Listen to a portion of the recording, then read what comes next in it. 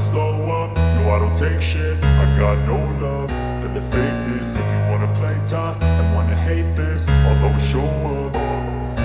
I don't ever slow up, no I don't take shit. I got no love for the fakeness. If you wanna play tough and wanna hate this, I'll always show up and make a statement. I don't ever slow up, no I don't take shit. Assalamualaikum warahmatullahi wabarakatuh.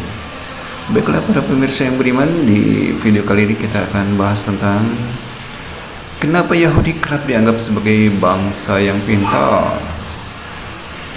Bagi sebagian orang, kaum Yahudi dinilai identik sebagai bangsa yang pintar.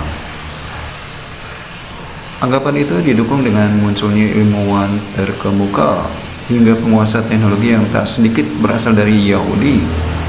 Mereka diantaranya Albert Einstein, Franz Kafka, hingga CEO Facebook Mark Zuckerberg. Tokoh penguasa teknologi lain yakni CEO Microsoft Steve Ballmer, co-founder Google Sergey Brin, dan pendiri perusahaan komputer Dell Michael Dell. Keberhasilan intelektual orang Yahudi di era modern dan keunggulan mereka dalam pekerjaan di berbagai bidang sudah lama menjadi pembicaraan. Pandangan soal Yahudi yang identik dengan pintar tak serta-merta muncul begitu saja. New York Times melaporkan Yahudi sebagai agama memiliki tradisi yang berbeda dari agama lain. Kepercayaan ini menekankan umatnya berdiskusi terkait isi Taurat, tak hanya mengamati serta mematuhi kitab itu.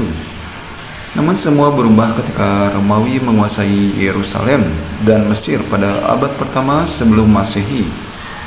Kemudian pada 40 Masehi, Kaisar Caligula menerapkan kebijakan anti-Yahudi. Ia berusaha menaruh patung sendiri di kuil besar Yerusalem. Kericuhan pun tak bisa dihindari. Penguasa Romawi pada waktu itu menganggap Yahudi mengancam kekuasaan mereka. Stigma tersebut berkembang dari generasi ke generasi sehingga menjadikan bangsa ini sebagai musuh bersama. Lalu pada 66 Masehi, orang Yahudi memberontak. Kekaisaran Romawi merespon dengan menghancurkan kuil kedua dan memerangi Yahudi. Kemudian pada 70 Masehi, orang-orang Yahudi terusir dari Yerusalem. Terbiasa dengan kehidupan penuh tantangan. Pengamat yang fokus di kajian Timur Tengah dari Universitas Indonesia, Yon Mahmudi, mengatakan hidup bangsa Yahudi penuh tantangan sejak saat itu. Sejak saat itu mereka memutuskan fokus pada ritual dan membaca Taurat.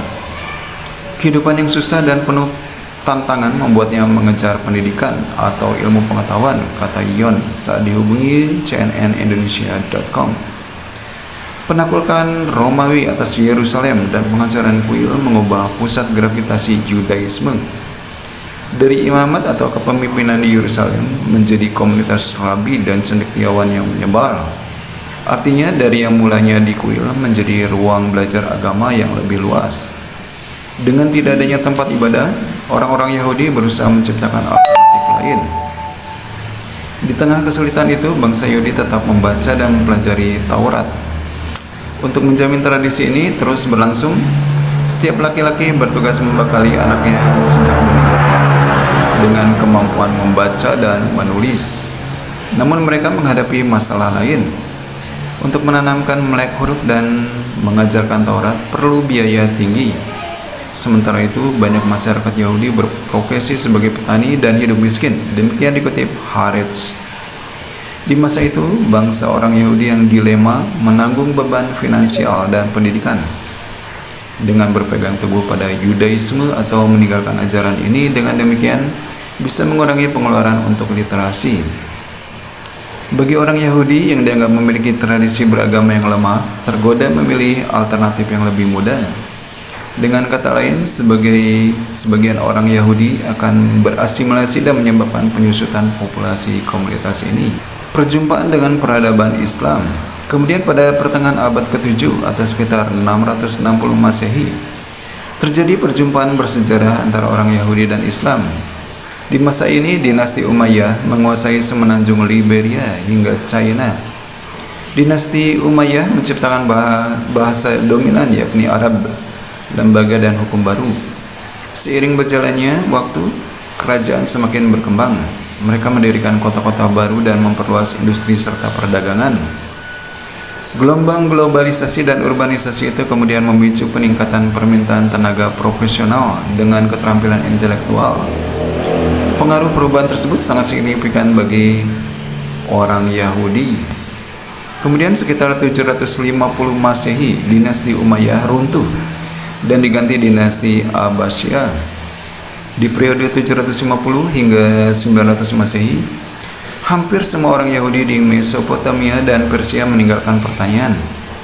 Mereka pindah ke kota-kota besar, ke Khalifahan Abbasiyah, dan mulai fokus dalam berbagai profesi berbasis literasi dan pendidikan. Ini dianggap jauh lebih menguntungkan daripada bertani.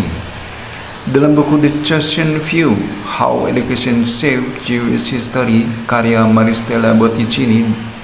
Dalam buku The Chosen Few, How Education Shaped Jewish History, karya Maristella Botticini dan Zvi Exton, yang dikutip Haaretz, menyebutkan peristiwa traumatis pengajaran kuil menyebabkan upaya mengikis buta huruf di setiap warga Yahudi meluas. Proses tersebut menyiapkan orang-orang Yahudi memiliki peran dalam kebangkitan ekonomi kerajaan Muslim karena memiliki keterampilan sesuai kebutuhan. Orang-orang Yahudi kemudian pindah ke tempat-tempat seperti Yaman, Suriah, Mesir, hingga Eropa Barat. Mereka meyakini keterampilan yang dimiliki sangat dibutuhkan di wilayah tersebut. Kemudian pada abad 1100 sampai 1200 Masehi, pemberi pinjaman uang menjadi pekerjaan khas Yahudi di Inggris, Prancis, dan Jerman. Di negara seperti Spanyol, Portugal, Italia, dan Eropa Barat, profesi tersebut bahkan menjadi mata pencarian utama.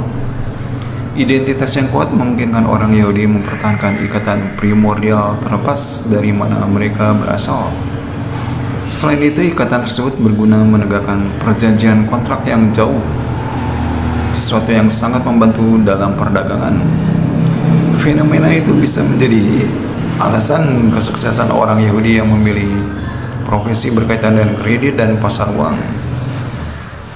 Di sisi lain, orang Yahudi Eropa yang berprofesi sebagai peminjaman uang karena mereka dilarang menjadi anggota serikat pengrajin. Gereja-gereja di Eropa dan Islam juga melarang praktek riba. Dalam buku karya Botticini dan Exton menjelaskan orang Yahudi di Eropa Barat menjadikan peminjaman uang sebagai pekerjaan karena mereka memiliki keterampilan dan kondisi yang tepat.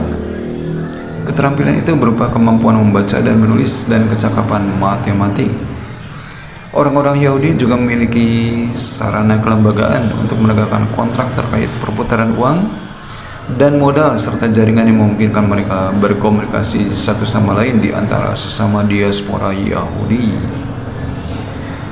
Oke, para pemirsa yang beriman, demikian video tentang kenapa Yahudi kerap dianggap sebagai bangsa yang pintar.